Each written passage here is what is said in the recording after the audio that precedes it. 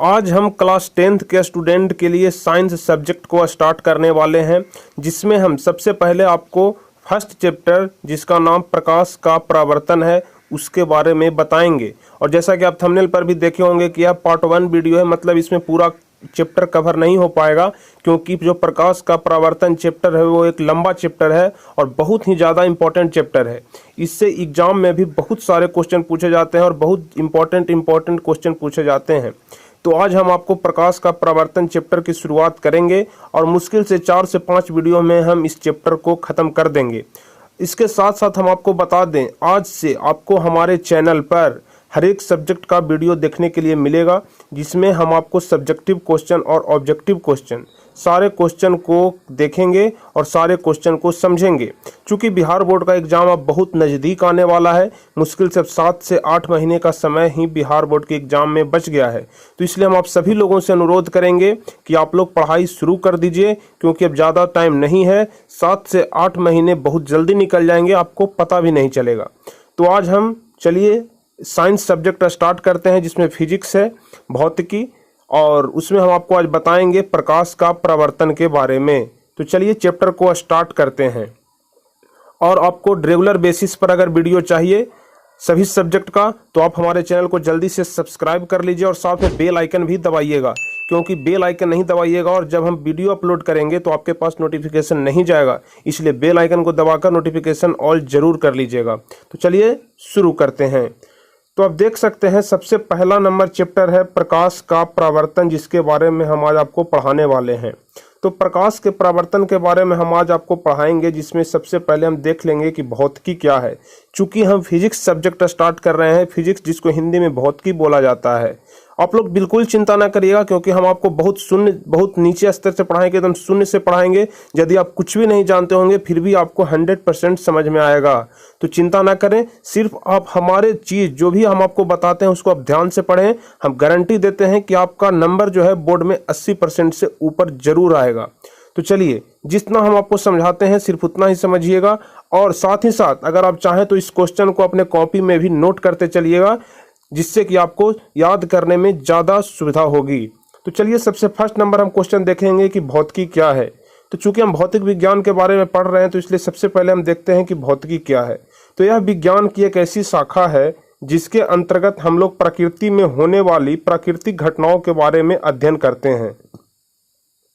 कहने का मतलब, प्रकृति में जितने सारे भी घटनाएं घट रही है सभी के बारे में हम अध्ययन करते हैं। उसी चीज को भौतिकी बोलते हैं, फिजिक्स बोलते हैं। मतलब प्रकृति में जितने सारे भी घटनाएं घट रही है उन सारे घटनाओं का अध्ययन करना ही फिजिक्स कहलाता है। तो सबसे फर्स्ट चैप्टर है प्रकाश का परावर्तन। तो हम सबसे पहले देखेंगे कि प्रकाश क्या है, प्रकाश किसे कहते हैं।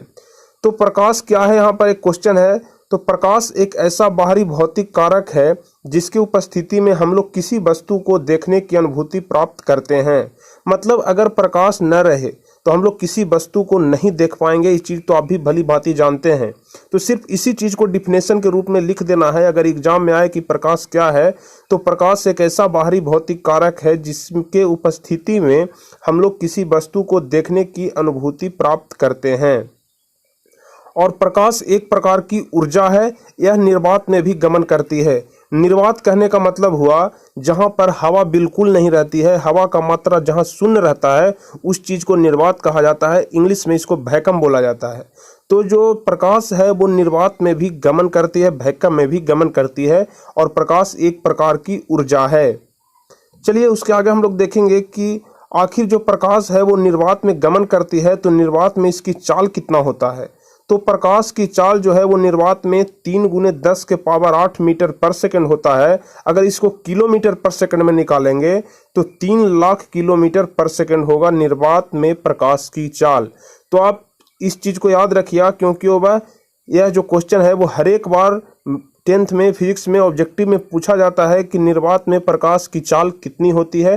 तो आप ध्यान रखेंगे, निर्वात में प्रकाश की चाल 3 × 10⁸ मीटर पर सेकंड होता है। आप जानते होंगे कि प्रकाश हमेशा सीधी रेखा में गमन करती है, प्रकाश तिरछी रेखा में नहीं गमन करती है। क्योंकि अगर यहाँ पर सूरज है तो यहाँ से अगर प्रकाश निकलेगा तो यह हमेशा सीधी रेखा में ही गमन करेगा। अगर सूर्य से प्रकाश निकलती है तो सीधे पृथ्वी पर आती है। तो प्रकाश हमेशा सीधी रेखा में ही गमन करती है। ऐसा नहीं है कि यहाँ से प्रकाश निकला और इधर से मुड़ गया इधर, इधर से मुड़ गया इधर। जी नहीं, प्रकाश हमेशा सीधी रेखा में ही गमन करती है। इस बात को आप ध्यान रखेंगे। उसके बाद हम देखेंगे कि प्रकाश एक विद्युत चुंबकीय तरंग है। इस चीज को याद रखेंगे कि प्रकाश एक विद्युत चुंबकीय तरंग है। तो प्रकाश के बारे में हम लोग 4 चीज जाने कि प्रकाश एक प्रकार की ऊर्जा है, यह निर्वात में भी गमन करती है। इसकी चाल निर्वात में 3 × 10⁸ मीटर पर सेकेंड यानी कि 3 लाख किलोमीटर पर सेकेंड होता है। यह हमेशा सीधी रेखा में गमन करती है और प्रकाश एक विद्युत चुंबकीय तरंग है। ध्यान रखेंगे। चलिए अब अगले क्वेश्चन की ओर बढ़ते हैं और अगला क्वेश्चन है, देख लेंगे यहाँ पर। 19वीं शताब्दी में यह पाया गया कि यदि प्रकाश के पथ में एक बहुत ही छोटी अपारदर्शित वस्तु रख दी जाए तो प्रकाश सीधे चलने के बजाय अपने पथ से थोड़ा सा विचलित हो जाता है। इस घटना का नाम विवर्तन दिया गया। क्वेश्चन एग्जाम में पूछता है कि विवर्तन किसे कहते हैं। तो आपको बोलना है कि यदि प्रकाश के मार्ग में, यदि प्रकाश यहाँ पर आ रही है और अगर इसके मार्ग में अगर यहाँ पर हम कोई वस्तु रख देते हैं तो यहाँ से यह वस्तु से थोड़ी सी विचलित होकर के निकलती है, मतलब यहाँ से थोड़ी सी टेढ़ी हो जाती है और उसके बाद प्रकाश आर पार करती है। तो इसी का नाम हम लोग विवर्तन देते हैं। तो यहाँ पर देख सकते हैं, फिर से एक बार हम पढ़ देते हैं। 19वीं शताब्दी में यह पाया गया कि यदि प्रकाश के पथ में एक बहुत ही छोटी अपारदर्शित वस्तु रख दी जाए तो प्रकाश सीधे चलने के बजाय अपने पथ में थोड़ा सा विचलित हो जाता है। इस घटना का नाम विवर्तन दिया गया। चलिए हम आपको बता देते हैं, हम आपसे रिक्वेस्ट करते हैं कि आप डेली अगर सिर्फ हमें एक सब्जेक्ट पर अगर हमें सिर्फ आप आधा घंटा देते हैं, 30 मिनट ही दे देते हैं, तो हम गारंटी के साथ कहते हैं कि आपका एग्जाम बहुत बेहतर जाएगा। क्योंकि ज़्यादा लंबा वीडियो होने वाला नहीं है। आपको हम हर एक वीडियो 20 से 30 मिनट के बीच में देंगे। सिर्फ आपको 20 से 25 मिनट का वीडियो को देख लेना है। उतने में ही धीरे धीरे करके आपको जब तक आपका एग्ज़ाम आएगा नज़दीक, जैसे जैसे आपका एग्ज़ाम आएगा, आपका पूरा सिलेबस हम क्लियर करा देंगे, पूरा सिलेबस हम ख़त्म करा देंगे। तो बिल्कुल आप टेंशन मत लीजिएगा। बस डेली बेसिस पर जैसे जैसे हम वीडियो डालते हैं आप वीडियो देखते जाइएगा, आपका पूरा सिलेबस ख़त्म हो जाएगा, आपको पता भी नहीं चलेगा। और इसके अलावा हम आपको बता दें, हम कुछ भी बताते हैं, इसके अलावा आपको कुछ भी समझ में नहीं आता है, थोड़ा बहुत प्रॉब्लम रह जाता है, तो डिस्क्रिप्शन में हम टेलीग्राम का लिंक दिए हुए हैं, आप वहां से जा करके सीधे आप हमसे कुछ भी पूछ सकते हैं अगर आपको कहीं पर भी प्रॉब्लम होती है तो। इसके अलावा आप हमारे फेसबुक ग्रुप में भी जुड़ सकते हैं, नीचे दिया हुआ है, और फेसबुक पेज को भी लाइक और फॉलो कर सकते हैं। सभी का लिंक आपको नीचे डिस्क्रिप्शन में मिल जाएगा। चलिए चलते हैं अगले क्वेश्चन की ओर। अगला क्वेश्चन कहता है कि किरण किसे कहते हैं। ये भी इंपॉर्टेंट क्वेश्चन है, 1 नंबर में पूछ देता है कि किरण किसे कहते हैं। तो प्रकाश जिस पथ पर चलता है उसके दिशा को ही किरण कहते हैं। मतलब यहाँ पर आप देख रहे हैं कि प्रकाश इस पथ पर चल रहा है, तो इस तरफ अगर चल रहा है तो इसी को हम लोग किरण कहते हैं। जिस पथ पर प्रकाश चलता है उस दिशा को ही किरण कहते हैं। बहुत ही सिंपल चीज़ है, इसको याद रखिएगा। उसके बाद हम लोग देखेंगे कि किरण पुंज किसे कहते हैं। तो किरणों के समूह को किरण पुंज कहते हैं। जैसे अगर एक किरण जा रही है तो इसको सिर्फ किरण कहेंगे, लेकिन किरणों के समूह को मतलब एक ही मार्ग से, एक ही पथ से बहुत सारा किरण अगर होकर गुजर रही है तो इन सारे जितने सारे भी किरण गुजर रहे हैं यहाँ से, तो इन सभी को हम लोग किरण पुंज कहते हैं। मतलब किरणों के समूह को किरण पुंज कहा जाता है। बहुत ही सिंपल चीज है, इसको आप ध्यान रखेंगे कि किरणों के समूह को किरण पुंज कहा जाता है। देखिए बहुत सारे टीचर ऐसे, हम किन्हीं का बुराई नहीं करते हैं, लेकिन हम आपको बता दें सभी आपको सिर्फ ऑब्जेक्टिव बताते हैं, क्योंकि ऑब्जेक्टिव बताना आसान होता है। सिर्फ बुक में से देखते हैं, उसमें आंसर भी दिया हुआ रहता है, सिर्फ क्वेश्चन पढ़ते हैं और आपको आंसर बता देते हैं।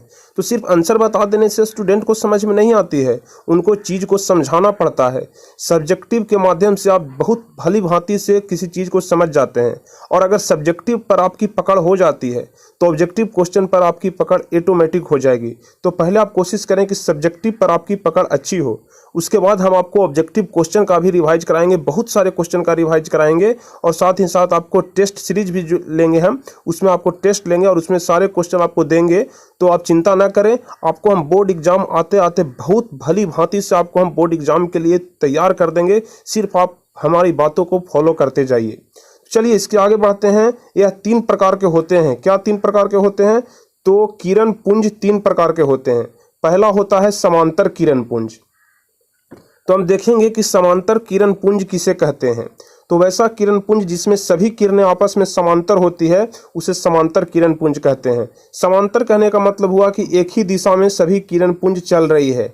एक ही दिशा में मतलब अगर इस तरफ जा रही है तो सभी किरण पुंज एक ही दिशा में जाएगी, इसी को हम लोग कहते हैं समांतर किरण पुंज। तो समांतर किरण पुंज आप समझ गए होंगे कि वैसा किरण पुंज जिसमें सभी किरणें आपस में समांतर हो, समांतर किरण पुंज कहलाता है। दूसरा नंबर पर आता है अभिसारी किरण पुंज। दूसरा नंबर पर जो किरण पुंज आता है, पहला देख लिए समांतर किरण पुंज। एग्जाम में हमेशा पूछ देता है कि किरण पुंज कितने प्रकार के होते हैं, तो आपको बोलना है किरण पुंज 3 प्रकार के होते हैं। पहला समांतर किरण पुंज और दूसरा देखते हैं अभिसारी किरण पुंज, इसके बाद तीसरा एक होता है अपसारी किरण पुंज। तो तीनों को हम लोग देखेंगे। तो अभिसारी किरण पुंज किसे कहते हैं? वैसा किरण पुंज जिसके सभी किरणें एक बिंदु पर जमा होते हैं अभिसारी किरण पुंज कहलाते हैं। मतलब बहुत जगह से किरणें आती है, इधर से भी किरण आ रही है लेकिन एक ही जगह पर आकर के यहीं पर जमा हो रही है। सभी जगह से किरणें आ रही है लेकिन एक ही जगह पर आकर के जमा हो रही है, इसी को बोलते हैं अभिसारी किरण पुंज। मतलब वैसा किरण पुंज जिसके सभी किरणें एक बिंदु पर जमा होते हैं, बहुत जगह से आ रहे हैं, फैलते हुए आ रहे हैं, लेकिन एक बिंदु पर आकर के सभी किरण आपस में मिल रही है, तो उसी को हम लोग बोलते हैं अभिसारी किरण पुंज, जिसका फिगर आप यहाँ पर देख रहे होंगे कि अभिसारी किरण पुंज का फिगर इस प्रकार से होता है, जहां पर कि सभी किरण पुंज आकर के एक बिंदु पर आकर के मिल रहे हैं। और तीसरा जो किरण पुंज होता है वह होता है अपसारी किरण पुंज। तो हम लोग देखेंगे कि अपसारी किरण पुंज किसे कहते हैं।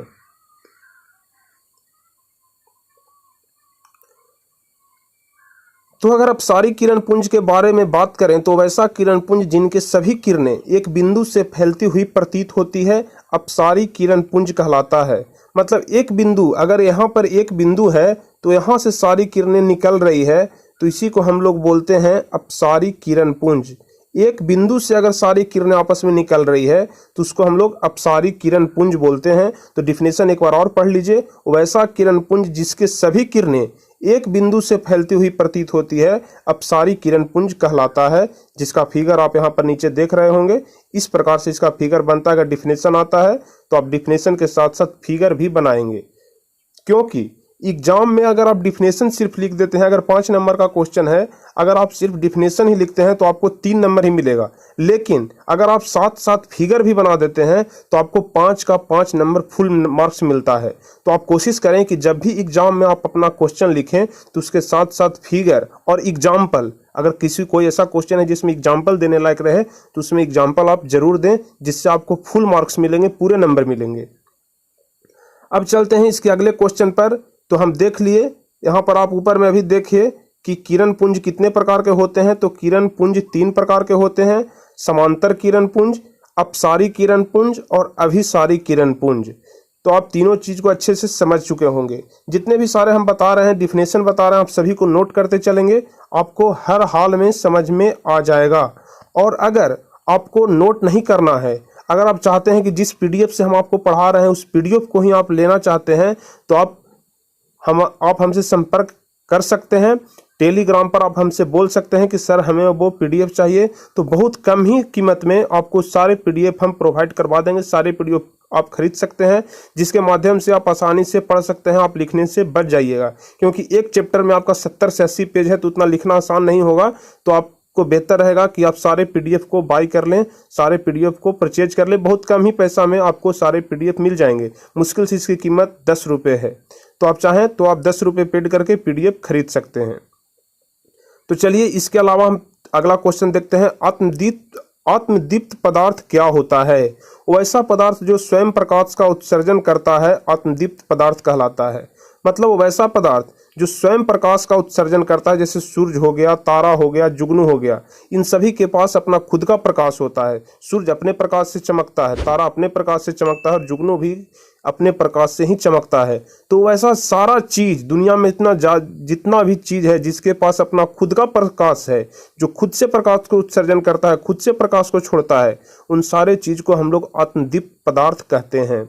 और दूसरा होता है अदीप्त पदार्थ। तो वैसा पदार्थ जो स्वयं प्रकाश का उत्सर्जन नहीं करता है, मतलब जो जिसके पास खुद का प्रकाश नहीं होता है उसे अदीप्त पदार्थ कहते हैं, और जिसके पास खुद का पदार्थ होता है, खुद का लाइट होता है, खुद का प्रकाश होता है, उसको हम लोग आत्मदीप्त पदार्थ कहते हैं। तो ध्यान रखेंगे, आत्मदीप्त और अदीप्त ये दोनों ही सिर्फ सिंपल चीज है, सिर्फ एक में नहीं लग जाएगा और एक में हाँ लग जाएगा।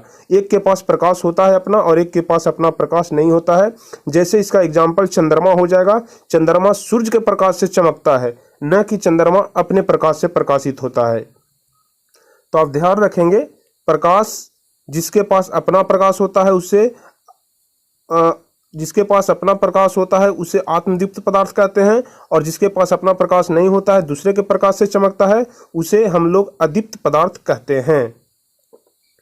अब चलेंगे इसके आगे, देख लेते हैं। यहाँ पर एक क्वेश्चन दिया हुआ है कि निर्वात में प्रकाश का चाल कितना होता है। तो अभी हम आपको ऊपर बताए हैं कि निर्वात में प्रकाश की चाल 3 × 10⁸ मीटर पर सेकंड होता है। अगर यहाँ पर, लेकिन हमको यहाँ पर किलोमीटर में है, तो 3 × 10⁵ किलोमीटर पर सेकंड यहाँ पर हमारा सही आंसर होगा। इसके बाद फिर से क्वेश्चन नीचे दिया हुआ है, इनमें से कौन सा कथन सत्य है। तो सभी कथन को हम लोग पढ़ेंगे। प्रकाश सरल रेखा में गमन करती है, तो अभी हम आपको ऊपर बताए हैं कि यह बात सही है कि प्रकाश हमेशा सरल रेखा में ही गमन करती है। प्रकाश एक प्रकार की ऊर्जा है, यह भी बात सही है। और प्रकाश एक विद्युत चुंबकीय तरंग है, इस चीज को भी हम आपको अभी ऊपर बताए हैं कि प्रकाश एक विद्युत चुंबकीय तरंग है। तो इसका सही आंसर 4 हो जाएगा, इनमें से सभी, मतलब इनमें से सभी कथन आपका सत्य है। चलिए इसके आगे हम लोग देखेंगे कि प्रकाशीय माध्यम किसे कहते हैं। प्रकाशीय माध्यम का डिफिनेशन लिखना है। तो देखेंगे, यह एक ऐसा क्षेत्र होता है जहां से प्रकाश की किरणें निकलकर हमारी आंखों तक पहुंचती है। आंख को ही नेत्र बोला जाता है, ध्यान रखेंगे। तो जहां से प्रकाश की किरणें निकलकर हमारी आंखों तक पहुंचती है, उसी को हम लोग प्रकाशीय माध्यम कहते हैं। जैसे हवा हो गया, पानी हो गया, कांच हो गया, तेल हो गया, एल्कोहल हो गया, हीरा आदि प्रकाशीय माध्यम होते हैं। मतलब जितने भी चीज ऐसे हैं जहां से प्रकाश की किरणें निकलकर हमारे आंखों तक पहुंच जाती है। जैसे अगर यहाँ पर सूर्य है और सूर्य से प्रकाश की किरणें निकल रही है, तो बीच बीच में इधर सब हवा भी है, जहां से हवा से होते हुए प्रकाश की किरणें हमारी आंखों तक आती है। तो इन हवा जो बीच में यहाँ पर पड़ जाता है, तो इस हवा को ही हम लोग प्रकाशीय माध्यम बोलते हैं। तो फिर से आप समझ लेंगे इसको, क्योंकि बहुत ज़्यादा इंपॉर्टेंट क्वेश्चन है कि प्रकाशीय माध्यम क्या होता है। तो जहां से प्रकाश की किरणें निकलकर हमारी नेत्र तक पहुंचती है, उसको प्रकाशीय माध्यम बोलते हैं। आपको जोन सा भी क्वेश्चन याद ना होवे, उसे आप कॉपी पर आराम से लिख लेंगे और हमारी वीडियो को देख करके अच्छे से समझ लेंगे। उसके बाद आपको ऑटोमेटिक याद हो जाएगा। हम आपको कोशिश करते हैं कि हम इस प्रकार से बताएं कि आपको सिर्फ वीडियो देखते देखते ही आपको सारी चीज़ें याद हो जाएं। अगर इसके बाद भी अगर याद नहीं होती है तो आप उसको लिख लेंगे और अच्छे से पढ़ लेंगे। अगर उसके बाद भी कहीं प्रॉब्लम होती है तो आप सीधे हमें टेलीग्राम पर जुड़ सकते हैं और हमारे फेसबुक पेज पर भी जुड़ सकते हैं। वहाँ से भी आप हमको मैसेज कर करके आप हमसे पूछ सकते हैं। चलिए इसके आगे हम लोग देखेंगे कि माध्यम क्या होता है। जैसे प्रकाशीय माध्यम के बारे में भी हम लोग पढ़े, तो उसके बाद देखेंगे कि प्रकाशीय माध्यम कितने प्रकार के होते हैं और प्रकाशीय माध्यम किसे कहते हैं। तो प्रकाशीय माध्यम 2 प्रकार के होते हैं, समांगी माध्यम और विषमांगी माध्यम। तो सबसे पहले हम लोग देखेंगे कि समांगी माध्यम क्या कहलाता है। आपको हम एक बात बता दें, प्रकाश का प्रवर्तन है, उसके बाद दूसरा होता है प्रकाश का अपवर्तन। ये दोनों चैप्टर फिजिक्स में सबसे ज़्यादा इंपॉर्टेंट चैप्टर है और 100 में से करीब 20 से 30 नंबर का क्वेश्चन इन दोनों चैप्टर में से आता है, ऑब्जेक्टिव और सब्जेक्टिव क्वेश्चन को मिला करके। तो आप लोग इन दोनों चैप्टर पर बहुत ज़्यादा ध्यान देंगे और सारी चीज़ें को याद रखेंगे। बहुत लंबा चैप्टर भी है, इसलिए थोड़ा सा 4 से 5 वीडियो 6 वीडियो भी जा सकता है, इतने में पूरा चैप्टर खत्म हो जाएगा। तो आप लोग धैर्य बनाए रखेंगे और आपको सारी चीज़ें बताएंगे। ऐसा नहीं है कि सिर्फ 2 वीडियो में ही आपको शॉर्ट में बता दे और उसमें आधा क्वेश्चन ही छूट जाए, तो आपको कोई फायदा होने वाला नहीं है। इसलिए वीडियो थोड़ा सा लंबा जाएगा, 5 वीडियो बनेगा, 6 वीडियो बनेगा और आपका ये चैप्टर खत्म हो जाएगा। तो आप डेली बेसिस पर देखते रहेंगे, डेली हम आपको एक वीडियो प्रोवाइड कराते रहेंगे, देते रहेंगे, जहाँ से आप लोग चीज़ों को समझते रहेंगे। तो चलिए हम देखते हैं समांगी माध्यम क्या कहलाता है। यह एक ऐसा माध्यम है जिसके प्रत्येक भाग का गुण और बनावट एक समान होता है, समांगी माध्यम कहलाता है। मतलब जिसके प्रत्येक भाग का गुण और बनावट एक समान होता है। मतलब आप जिसे भी देखिएगा, 2 चीज़ में अगर कंपेयर करिएगा तो उसका बनावट और गुण दोनों एक समान होगा। लगेगा कि देखने में जिससे लगता है कि दोनों का गुण भी एक समान है और दोनों को बनावट भी एक समान है, तो उसी को हम लोग समांगी माध्यम कहते हैं। जैसे जल हो गया और कांच हो गया, जल के भी आर पार हम लोग आसानी से देख पा लेते हैं और कांच के भी आर पार हम लोग आसानी से देख पाते हैं।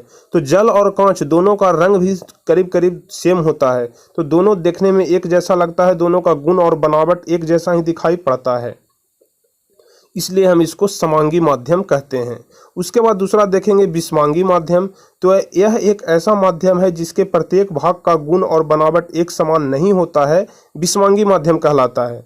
मतलब दो चीज़ का अगर कंपेयर करें, अगर दोनों का गुण और बनावट दोनों का एक समान अगर नहीं आ रहा है, इसका मतलब विषमांगी माध्यम है। और अगर दोनों का गुण और बनावट एक समान देखने में लग रहा है, इसका मतलब वो समांगी माध्यम है। तो विषमांगी माध्यम का उदाहरण हवा का मिश्रण हो जाता है, जहां पर गर्म और ठंडा, मतलब जो गर्म हवा होता है और ठंडा हवा होता है, दोनों का मिश्रण अगर कर दें तो ये विषमांगी माध्यम का उदाहरण होता है। अगर एग्जाम में अगर आपसे एक क्वेश्चन पूछा जाता है कि समांगी माध्यम और विषमांगी माध्यम क्या है, तो आप इसमें डिफिनेशन तो लिखेंगे ही, इसके साथ साथ आप एग्जाम्पल जरूर दीजिएगा, क्योंकि एग्जाम्पल देने से कोई भी डिफिनेशन अपने आप में बेहतर बन जाता है। चलिए, इसके बाद हम आप लोग को बताएंगे कि प्रकाश के गमन के आधार पर जो पदार्थ होते हैं वो कितने प्रकार के होते हैं। तो अगला क्वेश्चन हम लोग देखेंगे कि प्रकाश के गमन के आधार पर पदार्थ कितने प्रकार के होते हैं। तो प्रकाश के गमन के आधार पर पदार्थ जितने भी सारे पदार्थ होते हैं वो 3 प्रकार के होते हैं। पहला होता है पारदर्शी, दूसरा होता है अपारदर्शी और तीसरा होता है पारभासी पदार्थ। तो सबसे पहले हम एक एक करके देखेंगे पारदर्शी पदार्थ किसे कहते हैं। पारदर्शी पदार्थ के बारे में आप पहले भी पढ़े होंगे 8 या 9th में, जिसमें आप लोग जानते होंगे कि वो ऐसा पदार्थ जिसमें प्रकाश की किरणें पूर्णतः पार कर जाती है। जैसे यहाँ पर कोई अगर लकड़ी का कांच का तख्ता है, अगर यहाँ से प्रकाश का हम किरण यहाँ पर लाएंगे तो यहाँ से कांच से होते हुए प्रकाश आसानी से पार कर जाएगी। अगर बीच में पानी रखा हुआ है तो प्रकाश पार कर जाएगी, अगर बीच में हवा है तो प्रकाश पार कर जाएगी। तो कांच हो गया, पानी हो गया, हवा हो गया, सारे पारदर्शी पदार्थ कहलाते हैं। अब फिर से एक बार समझ लेंगे, वैसा पदार्थ जिनसे प्रकाश की किरणें पूर्णतः पार कर जाती है उसे हम लोग पारदर्शी पदार्थ कहते हैं, जैसे कांच, पानी और हवा। और इसी का जस्ट उल्टा हो जाता है अपारदर्शी पदार्थ, मतलब वैसा पदार्थ जिनमें प्रकाश की किरणें आर पार नहीं होती है, प्रकाश की किरणें पार नहीं कर पाती है, उसको हम लोग बोलते हैं अपारदर्शी पदार्थ। जैसे ईंट हो गया, पत्थर हो गया, अगर प्रकाश कहीं से आ रही है, अगर उसके सामने हम लोग ईंट को रख देंगे, पत्थर को रख देंगे, तो पदार्थ जो प्रकाश है वहीं पर रुक जाती है, उसके आर पार नहीं होती है। लेकिन अगर वहां पर कांच रखेंगे तो प्रकाश आर पार हो जाएगी। इसलिए ईंट पत्थर जो होता है वो अपारदर्शी पदार्थ में आ जाता है और कांच, पानी, हवा ये सब पारदर्शी पदार्थ में आ जाता है। इसके बाद हम लोग देखेंगे पारभासी पदार्थ किसे कहते हैं। वैसा पदार्थ जिनसे प्रकाश की किरणें अंशतः बाहर निकलती है पारभासी पदार्थ कहलाता है। अंशतः कहने का मतलब हुआ कि कुछ प्रकाश पार कर जाती है और कुछ प्रकाश पार नहीं करती है, मतलब थोड़ा थोड़ा पार होता भी है और थोड़ा थोड़ा पार नहीं भी होता है, तो उसे ही हम लोग पारभासी पदार्थ कहते हैं। तो अब इसमें हम लोग देखेंगे वैसा पदार्थ जिनसे प्रकाश की किरणें अंशतः बाहर निकल पाते हैं पारभासी पदार्थ कहलाते हैं। जैसे हो गया तेल लगा हुआ कागज, अगर कोई कागज है, अगर उस पर हम तेल लगा देते हैं और उसको हम प्रकाश के सामने लाते हैं तो उससे कुछ किरणें तो बाहर निकलती है और कुछ किरणें इधर ही वापस ही लौट जाती है, तो उसे हम लोग ही पारभासी पदार्थ कहते हैं। और घिसा हुआ कांच, अगर कांच अगर सीधा है, नया कांच है, अगर उसको हम लोग प्रकाश के सामने रखेंगे तो प्रकाश की किरणें आर पार हो जाएगी। लेकिन अगर कांच को हम किसी पत्थर से घिस दे या फिर कोई किसी भी पदार्थ से अगर कांच को हम लोग घिस देते हैं, उसके बाद अगर हम उसे प्रकाश के सामने रखते हैं तो उससे कुछ प्रकाश की किरणें पार कर जाती है और कुछ प्रकाश की किरणें पार नहीं कर पाती है। आप इस चीज़ को घर पर एक्सपेरिमेंट करके भी देख सकते हैं चीज़ों को समझने के लिए। चलिए, इसके बाद हम लोग नेक्स्ट क्वेश्चन की ओर बढ़ेंगे। तो अगला क्वेश्चन है, कुछ यहाँ पर क्वेश्चन ऑब्जेक्टिव है, निम्नलिखित में कौन सा पदार्थ पारदर्शी नहीं है। कि निम्नलिखित में कौन सा पदार्थ पारदर्शी नहीं है। आप लोग को हम यहाँ पर ऑब्जेक्टिव क्वेश्चन तो कुछ बताएंगे ही, इसके अलावा वीडियो जब खत्म हो जाएगा, चैप्टर खत्म हो जाएगा, तो आपको पार्टिकुलर हम एक वीडियो ही ऑब्जेक्टिव क्वेश्चन को लिए आपको देंगे। 1 से 2 वीडियो में हम आपको सारे ऑब्जेक्टिव क्वेश्चन क्लियर करा देंगे, क्योंकि सब्जेक्टिव के अलावा ऑब्जेक्टिव क्वेश्चन को भी पढ़ना बहुत ज़रूरी है।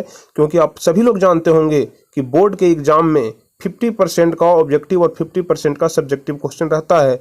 इसलिए जितना ज़्यादा इंपॉर्टेंट सब्जेक्टिव क्वेश्चन है, उतना ही ज़्यादा जो है वो इम्पॉर्टेंट ऑब्जेक्टिव क्वेश्चन भी होता है।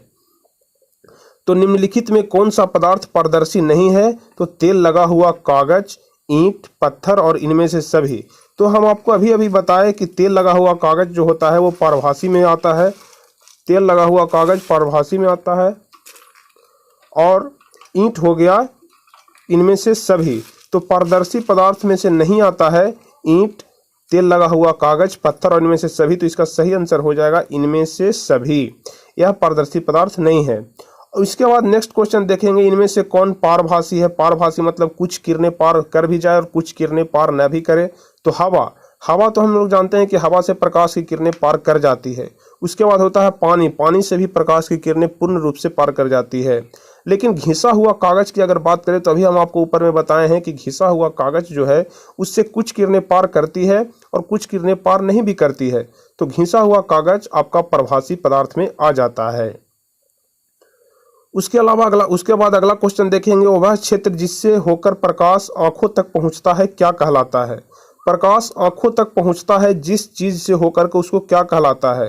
तो अभी हम आपको बताएं कि जिस भी चीज से होकर के, जहां से भी प्रकाश की किरणें होकर के हमारी आंखों तक पहुंचता है उसे हम लोग प्रकाशीय माध्यम कहते हैं। तो वह क्षेत्र जिससे होकर प्रकाश आंखों तक पहुंचता है उसको हम लोग प्रकाशीय माध्यम बोलते हैं।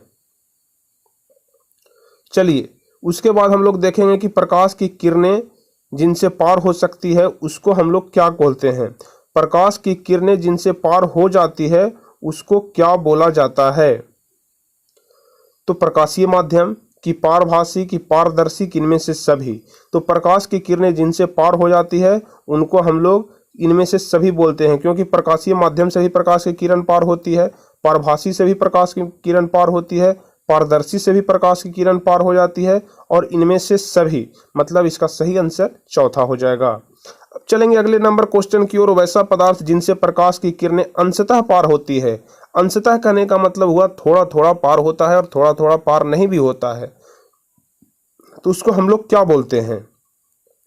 तो अभी हम आपको ऊपर में बताए हैं कि जिससे प्रकाश की किरणें अंशतः पार होती है उसको हम लोग पारभासी पदार्थ बोलते हैं। जैसे तेल लगा हुआ कागज, घिसा हुआ कांच, इन सभी का उदाहरण देकर के अभी हम आपको ऊपर में समझाए थे। तो वैसा पदार्थ जिनसे प्रकाश की किरणें अंशतः पार करती है उसको हम लोग पारभासी पदार्थ कहते हैं। अगला नंबर क्वेश्चन देखेंगे, निम्नलिखित में कौन दीप्त पदार्थ है? दीप्त कहने का मतलब हुआ जिसके पास अपना खुद का प्रकाश है। तो आग हो जाएगा। आग के पास अपना खुद का प्रकाश होता है जिसके रोशनी में हम लोग किसी वस्तु को देखने की अनुभूति प्राप्त करते हैं, किसी वस्तु को देखते हैं। तो आग यहाँ पर हो जाएगा, वो आत्मदीप्त पदार्थ हो जाएगा, दीप्त पदार्थ हो जाएगा। अब चलेंगे अगले नंबर क्वेश्चन की ओर। निम्नलिखित में कौन सा पदार्थ समांगी माध्यम का उदाहरण नहीं है? ऊपर में हम आपको बताया कि माध्यम दो प्रकार के होते हैं, समांगी माध्यम और विसमांगी माध्यम। आपको हम एक चीज को जहां पर भी जिसका चर्चा आता है आपको फिर से हम बताते हैं, जिससे कि चीजें आपको जल्दी से याद हो जाए। सिर्फ वीडियो देखते देखते ही आपको वो सारी चीजें याद हो जाए। तो चलिए, निम्नलिखित में कौन सा पदार्थ समांगी माध्यम का उदाहरण नहीं है? तो पानी यहाँ पर समांगी माध्यम का उदाहरण नहीं है। पानी यहाँ पर समांगी माध्यम का उदाहरण है, कांच यहाँ पर समांगी माध्यम का उदाहरण है, और हवा, पानी, कांच सभी कुछ समांगी माध्यम का उदाहरण है। लेकिन कैल्साइट जो होता है वो समांगी माध्यम का उदाहरण नहीं है, क्योंकि इससे प्रकाश की किरणें पार नहीं कर पाती है। तो यहाँ पर सही आंसर कैल्साइट हो जाएगा। चलिए, तो ऑब्जेक्टिव क्वेश्चन खत्म होता है और इसके बाद हम आपको बताते हैं कि छाया किसे कहते हैं। नेक्स्ट टॉपिक है आपको छाया किसे कहते हैं, जो कि बहुत ज़्यादा इंपॉर्टेंट क्वेश्चन है। छाया, जिसको आप लोग अपने बोलचाल की भाषा में परछाई भी बोलते हैं। छाया को आप लोग बोलचाल की भाषा में परछाई भी बोलते होंगे। सभी आदमी का रात में परछाई दिखाई पड़ता है, या जब भी किसी भी वस्तु पर अगर लाइट पड़ती है तो उसके वस्तु की परछाई आपको दिखाई पड़ती होगी।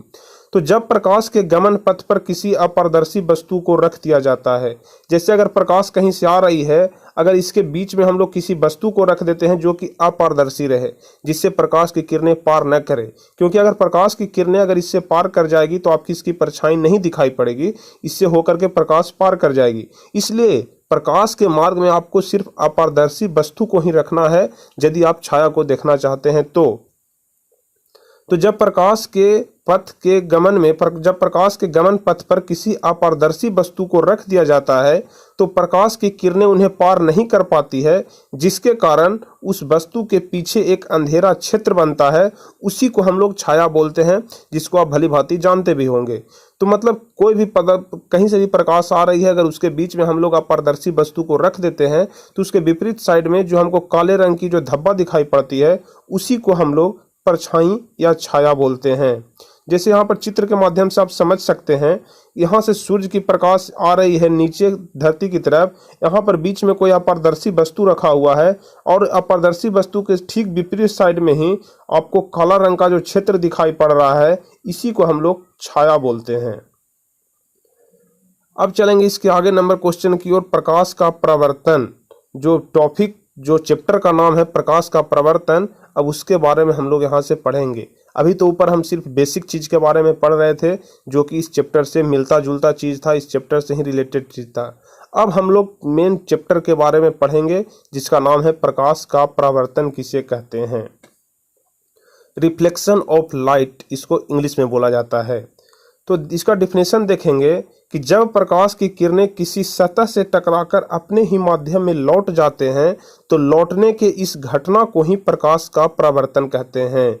जब कोई भी प्रकाश कहीं पर आ रही है, अगर बीच में कोई माध्यम से टकराकर, कोई वस्तु से टकराकर अपने ही मार्ग में वापस लौट जाती है या फिर कहीं विचलित हो जाती है, मुड़ जाती है, तो उसी को हम लोग प्रकाश का परावर्तन कहते हैं। इसको अगर चित्र के माध्यम से समझे तो हम लोग इस प्रकार समझ सकते हैं कि अगर यहाँ से प्रकाश आ रही है, अगर बीच में हम किसी वस्तु को रख दिया जाता है तो प्रकाश इससे टकरा करके वापस अपने दिशा में लौट जाती है, तो इसी को हम लोग प्रकाश का परावर्तन बोलते हैं।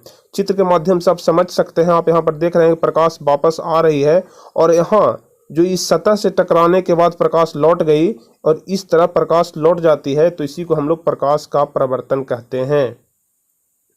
जब प्रकाश की किरणें किसी सतह पर पड़ते हैं तो उसका क्या हो सकता है, प्रकाश का अवशोषण हो सकता है। अगर अवशोषी पदार्थ है तो वो प्रकाश को अवशोषित भी कर लेती है। अगर अब जो नीचे पदार्थ दिया हुआ है, अगर वो परावर्तित प्रकाश है जिससे प्रकाश की किरणें परिवर्तित हो जाती है, तो परिवर्तित भी हो सकती है प्रकाश। और अगर पारदर्शी पदार्थ है तो प्रकाश आर पार भी हो सकती है। तो इसका सही आंसर हो जाएगा इनमें से सभी।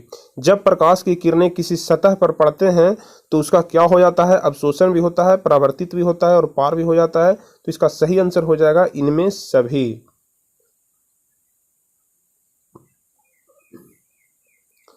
तो इसके आगे हम आप लोग को कल अगले वीडियो में बताएंगे, क्योंकि ये 30 मिनट से ऊपर का वीडियो बन चुका है, आधे घंटा का वीडियो बन चुका है।